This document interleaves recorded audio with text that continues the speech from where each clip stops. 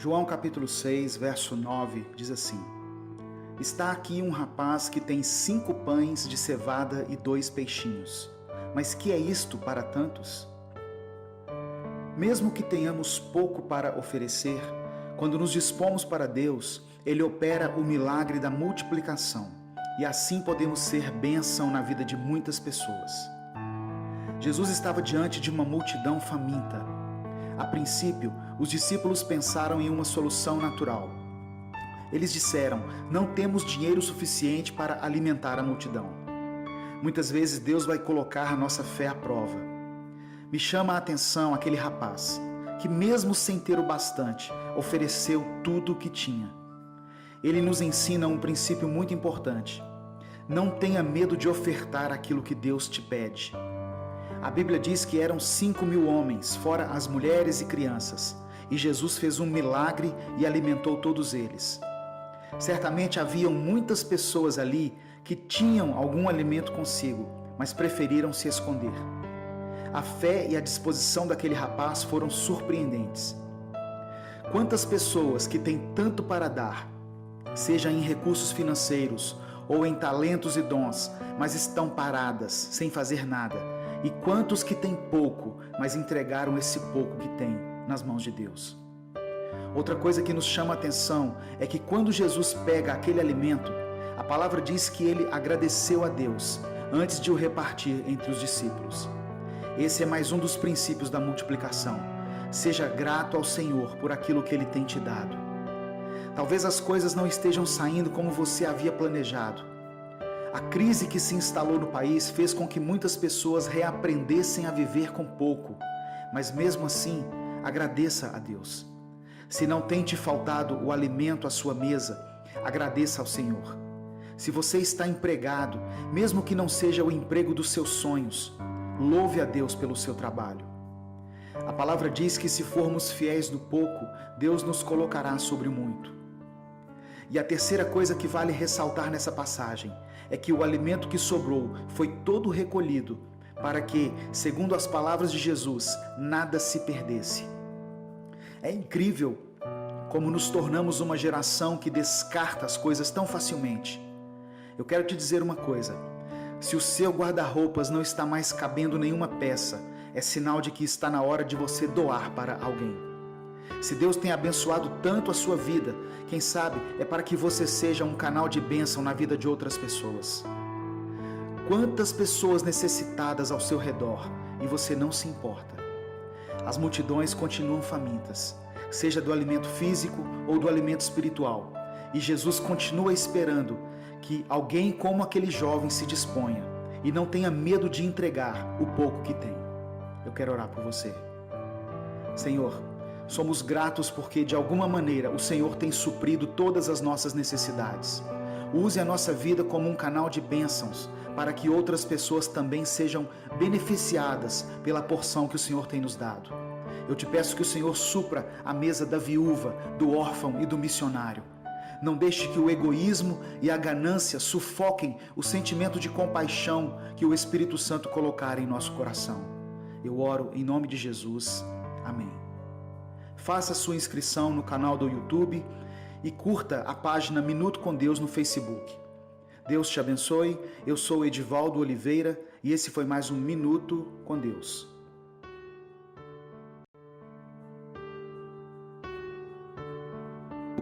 Jeremias capítulo 38, verso 6, está escrito: Assim pegaram Jeremias e o jogaram na cisterna de Malquias, filho do rei, a qual ficava no pátio da guarda. Baixaram Jeremias por meio de cordas para dentro da cisterna. Não havia água na cisterna, mas somente lama, e Jeremias afundou na lama. Para que a voz profética de Jeremias fosse silenciada, os seus inimigos o jogaram dentro de um poço. Ali naquele lugar, Jeremias experimentou um tempo de solidão e escassez. O poço representa o fim da linha. É quando não vemos saída para os nossos problemas. Mas quando Deus tem um propósito, o poço pode significar o começo de um novo tempo. E a passagem por lá pode trazer grandes lições para a nossa vida. Muitas vezes, quando somos sinceros e autênticos, a nossa atitude poderá nos levar para o fundo do poço. Foi isso que aconteceu com o profeta Jeremias. Ele despertou o ódio dos seus inimigos porque estava dizendo a verdade. Às vezes, mesmo que estejamos cumprindo a missão dada por Deus a nós, poderemos despertar o ódio e a inveja de algumas pessoas. Jesus disse que por causa do nome dele seríamos odiados. A principal lição que podemos tirar do fundo do poço é que, muitas vezes, uma postura mais radical que adotamos em relação às coisas de Deus poderá incomodar algumas pessoas. E por causa disso, nós poderemos ser injustiçados e lançados no abismo da escassez e do abandono. Se você estiver passando pela experiência de ter sido jogado no poço, saiba que Deus está atento às suas necessidades. Por isso, não se desespere. O Senhor certamente virá em seu socorro. Eu quero orar por você. Pai, eu te peço que o Senhor contemple nesse momento todas as pessoas que foram injustiçadas e abandonadas e que se encontram agora sem esperança, não enxergando nenhuma saída para o fim do seu sofrimento. Da mesma maneira que o Senhor levantou um oficial do palácio do rei para libertar Jeremias, que o Senhor envie os seus anjos ao nosso socorro. Tira-nos do poço do desespero e faça com que a sua luz resplandeça novamente sobre a nossa vida. Eu oro em nome de Jesus. Amém. Muitas pessoas gostariam de um dia conhecer Jerusalém, o lugar onde Jesus esteve na maior parte do seu ministério. Mas elas imaginam que esse é um sonho impossível. Nós estamos organizando uma caravana para Israel em dezembro de 2019. E a empresa que nos auxilia, a Moneycan Travel, facilita os pacotes em até 18 pagamentos. Chame pelo WhatsApp 71 99245 5242 e faça uma simulação. Compartilhe essa mensagem, ela pode transformar a vida de alguém. Deixe o seu pedido de oração nos comentários. Deus te abençoe. Eu sou o pastor Edivaldo Oliveira e esse foi mais um Minuto com Deus.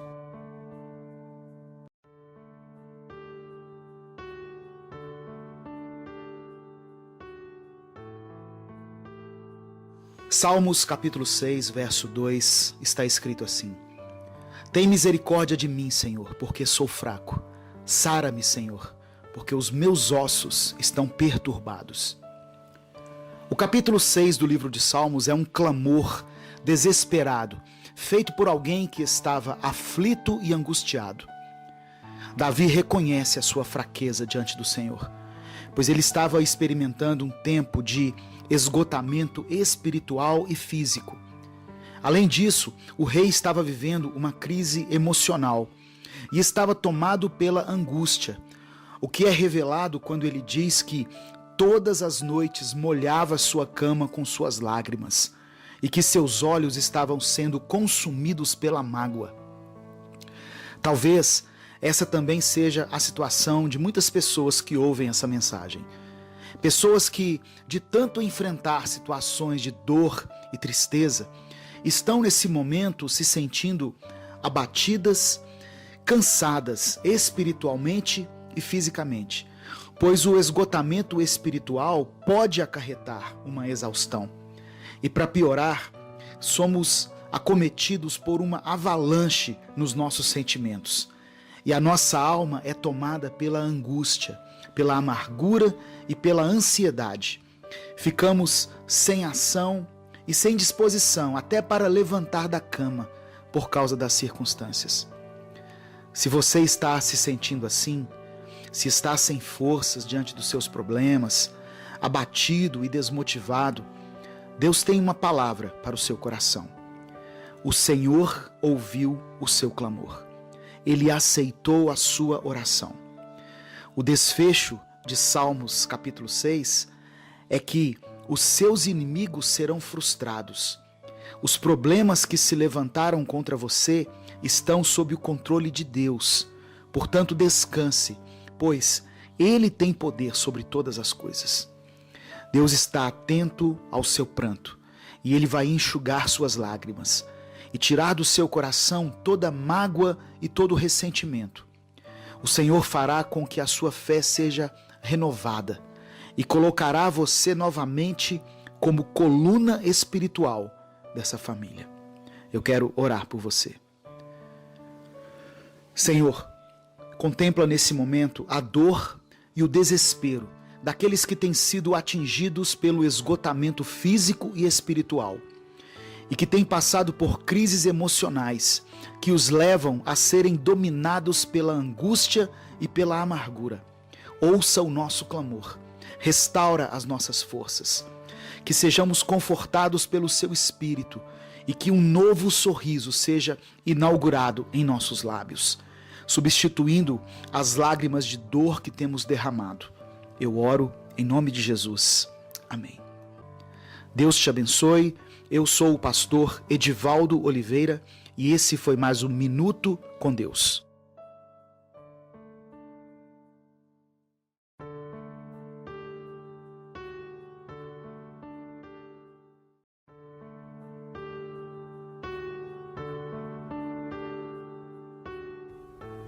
Juízes capítulo 15, versos 18 e 19 está escrito: Sansão ficou com muita sede e fez esta oração a Deus, o Senhor.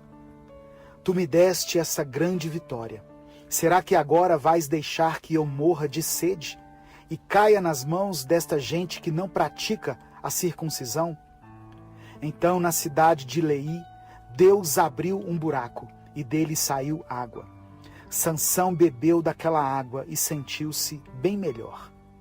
Aquela fonte foi chamada de En-Acoré e existe até hoje.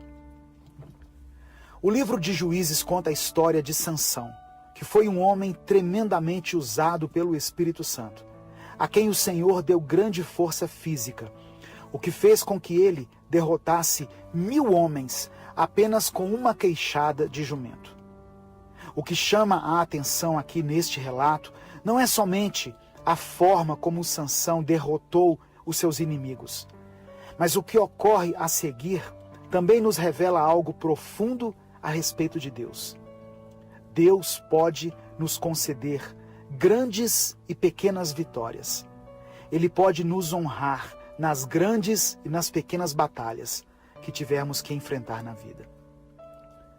Depois de ter derrotado os filisteus, Sansão teve muita sede, e naquele momento de nada lhe adiantaria a sua força ou a sua experiência de guerra.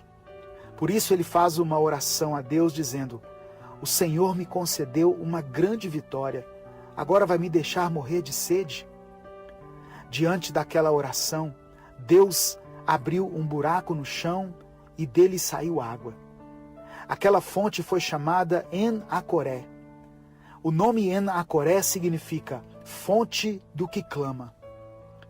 Às vezes, diante das situações complicadas da vida, nós temos uma tendência a confiar na nossa própria força, na nossa capacidade. Mas sempre haverá uma situação na qual os nossos recursos não serão suficientes e vamos ter que depender de Deus. Nessa hora, podemos clamar a Ele. O Senhor sempre abrirá uma fonte àquele que reconhecer as suas limitações com sinceridade em seu coração e clamar por auxílio. Lembre-se de Deus nas grandes e nas pequenas batalhas. Eu quero orar por você. Senhor, eu oro nesse momento por todos aqueles que já venceram grandes batalhas, mas que agora se encontram ameaçados em alguma área da sua vida. Atende ao clamor desse irmão e dessa irmã e conceda a eles o milagre que têm buscado. É o que eu te peço, em nome de Jesus. Amém. Compartilhe essa mensagem. Ela pode mudar a vida de alguém. Se você quiser apoiar esse projeto, torne-se membro do canal. Deus te abençoe. Eu sou o pastor Edivaldo Oliveira e esse foi mais um Minuto com Deus.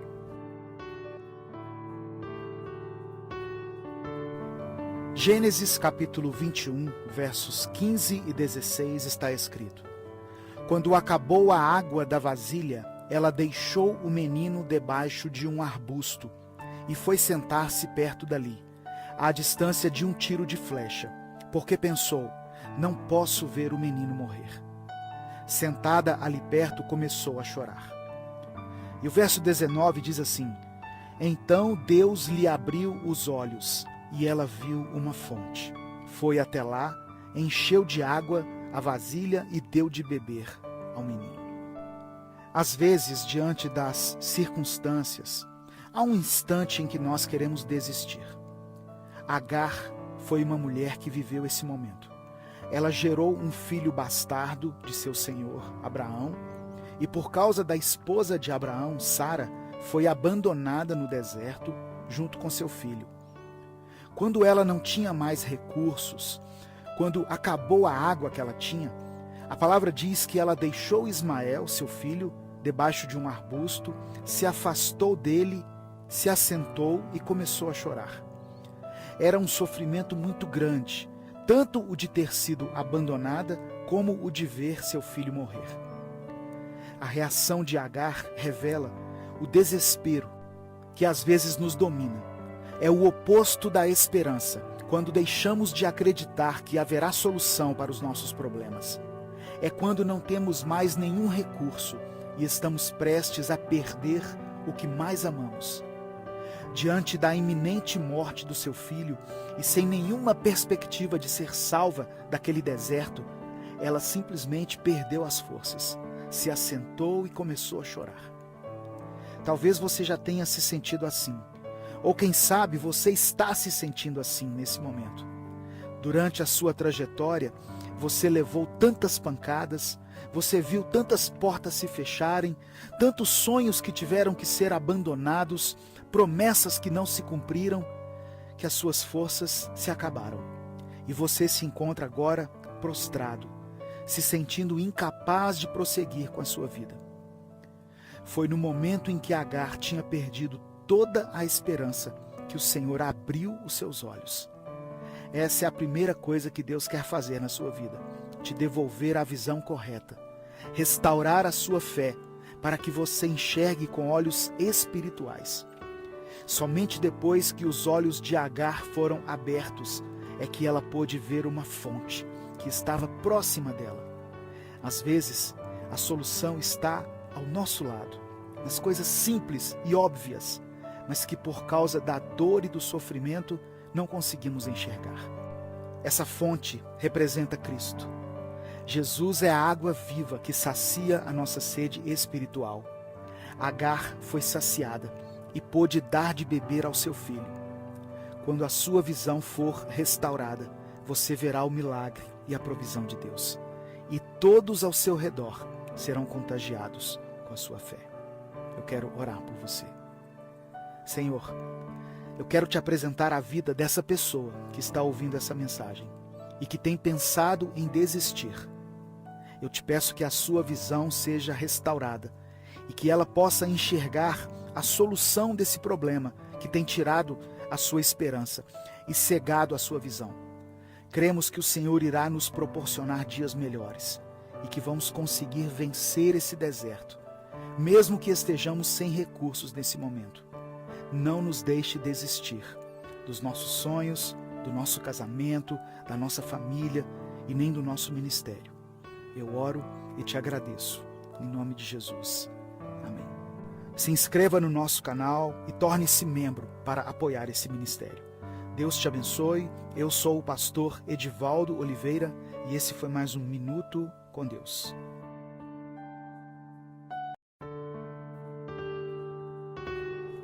Segunda Coríntios capítulo 5, versículo 7 está escrito: Porque vivemos por fé e não pelo que vemos.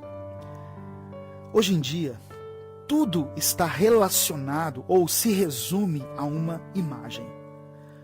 Nós temos passado horas e horas em frente a uma pequena tela, enquanto ela nos mostra diversas imagens. E muitas vezes isso faz com que o tempo passe muito rápido, sem nos darmos conta de que ele está passando. A nossa vida está muito enraizada, está ligada àquilo que vemos. Só que isso se torna um problema quando nós enfrentamos dificuldades, porque por estarmos sempre focados naquilo que vemos, nós nos esquecemos daquilo que não se pode ver. E passamos a dimensionar os nossos problemas de acordo com aquilo que está diante dos nossos olhos. Por isso, viver uma vida de fé é muito difícil para nós, porque a fé está ligada a coisas que não se podem ver, a coisas que são sentidas no nosso interior e que se manifestam de formas diferentes. Viver pela fé é um exercício de confiança e de intimidade em Deus. O que acontece é que muitas vezes nós nos enchemos daquilo que se pode ver, daquilo que está diante dos nossos olhos, mas não nos enchemos de Deus. E isso vai aos poucos matando a nossa fé. Viver dessa forma faz com que o nosso coração se esfrie cada vez mais e faz com que nos tornemos pessoas apáticas, não somente em relação à presença de Deus, mas também em relação a todo o resto. Para termos fé, não basta falarmos que acreditamos em Jesus para as pessoas, porque dizer coisas da boca para fora é muito fácil, é muito simples. Ter fé é um estilo de vida, é uma escolha diária que deve ser alimentada pela oração e pela leitura da palavra.